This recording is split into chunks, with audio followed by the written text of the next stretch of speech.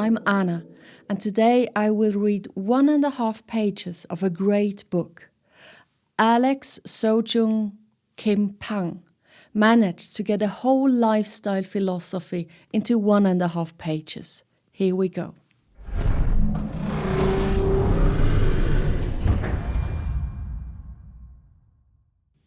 This is a book about work. It is also, of course, a book about rest. This sounds paradoxical, but it illustrates the book's central idea. Many of us are interested in how to work better, but we don't think very much about how to rest better. Productivity books offer life hacks, advice about how to get more done, or stories about what CEOs or famous writers do. But they say almost nothing about the role of rest in the lives of careers of creative, productive people. When they do mention rest, they tend to treat it as nothing more than a physical necessity or inconvenience. Books about rest or leisure, meanwhile, seem mainly interested in escaping work, not improving your ability to do meaningful work. They praise idleness as an antidote to overwork and an expression of wisdom. The clever man may work smarter, not harder, they say, but the creative man doesn't work at all. Other writers portray leisure as a luxury to be consumed and broadcast. For them, the good life is an endless summer shared with just the right washed-out Instagram filter. As a result, we see work and rest as binaries. Even more problematic, we think of rest as simply the absence of work, not as something that stands on its own or has its own qualities. Rest is merely a negative space in a life defined by toil and ambition and accomplishment.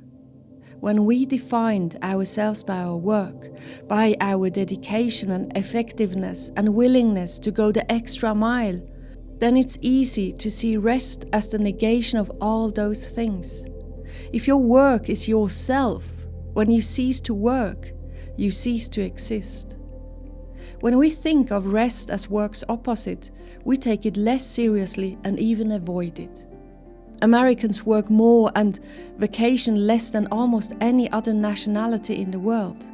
Contrary to the expectations of economics, and in defiance of common sense, as we become more productive, we work longer hours, not shorter. We leave vacation days unused. When we do finally go on vacation, we compulsively check our email. I argue that we misunderstand the relationship between work and rest. Work and rest are not polar opposites. You cannot talk about rest without also talking about work. Writing about only one is like writing a romance and naming only one of the lovers. Rest is not work's adversary. Rest is work's partner. They complement and complete each other. Further, you cannot work well without resting well. Some of history's most creative people whose achievements in art and science and literature are legendary, took rest very seriously. They found that in order to realize their ambitions, to do the kind of work they wanted to do, they needed rest. The right kinds of rest would restore their energy while allowing their muse, that mysterious part of their minds that helps drive the creative process, to keep going. So work and rest aren't opposites like black and white or good and evil. They're more like different points on life's wave. You can't have a crest without a trough. You can't have the highs without the lows. Neither can exist without the other. How about you? If you rest or take a break, why do you do it? What's the conscious intent to take a break? When I take a break, I'm excited because I know that something is going on a deeper level. Now let me tell you a little story. A few years ago, in the early beginnings of my self-employment, I received 2 workshops requests for the same week. The day came where I should have been sitting in the car at 11 o'clock with 2 fully prepared workshops. But at 8 a.m., I was standing in the office, surrounded by a chaos of flip charts lying all around the floor, and I realized that I was far from being ready. I should have worked more, I thought. I need at least another day to prepare the workshops and to sort out the flip charts.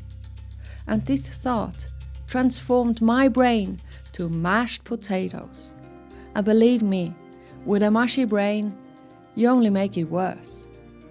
At 9 o'clock, the chaos was still chaos, maybe even worse.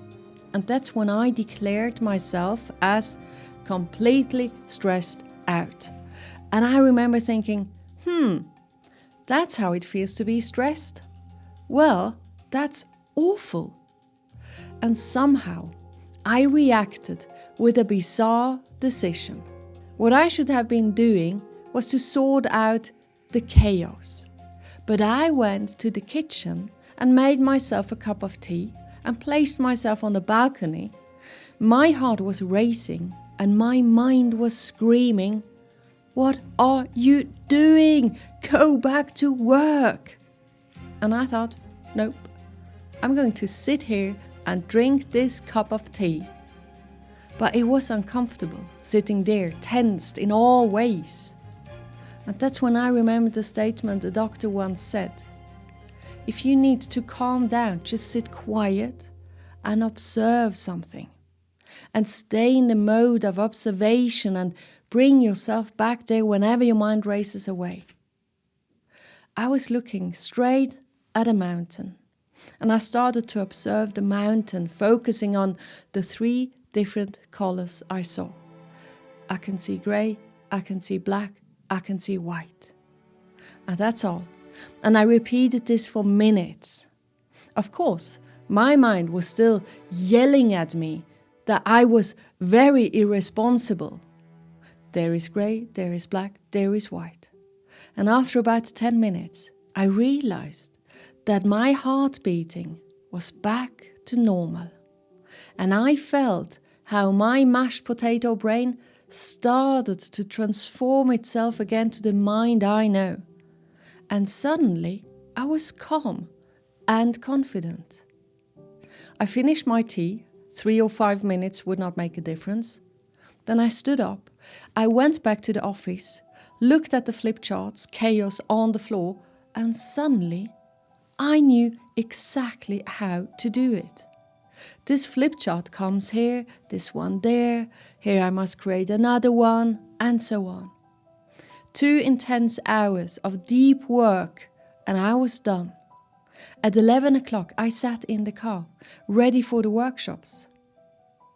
This experience taught me that taking a break is a tool. During a break, a lot is happening. The whole body is working to separate the unimportant from the important. It's looking and searching for solutions or new ideas. Today I would even say it's not just a tool, but almost a lifestyle which helps me to stay incredibly efficient, but also healthy. If you have the chance to switch off from work for a while, you will be more productive, have a better attitude, you will be less annoying towards your colleagues, you will be able to deal with challenges at work more easily, and that is for sure. But that is not all. You will understand that you can use your 24 hours a day wisely. Do the best of work you can do, but also do the best for your body and mind, and that is by occupying yourself with other fun stuff. Remember what the author said, "I enjoy both good work and good rest." So do I, and I would even say there is no in between. To work with a deep focus is orgasmic. It's just the best feeling you can get during work. It's ecstatic to go deep. But then, when an energy level is slowly dropping, have a break and enjoy this as much as you did the deep work. And switching between these 2 states, and to remind yourself, be fully in it, in work or in a good rest. Oh, it will satisfy you. I love it. And you know what? Looking at an hourglass is one of the most calming activities I know. In my members club, yes, the countdown is on. You will find a mini course to the topic having a break, with plenty of ideas of how to take a break. See you there. Bye.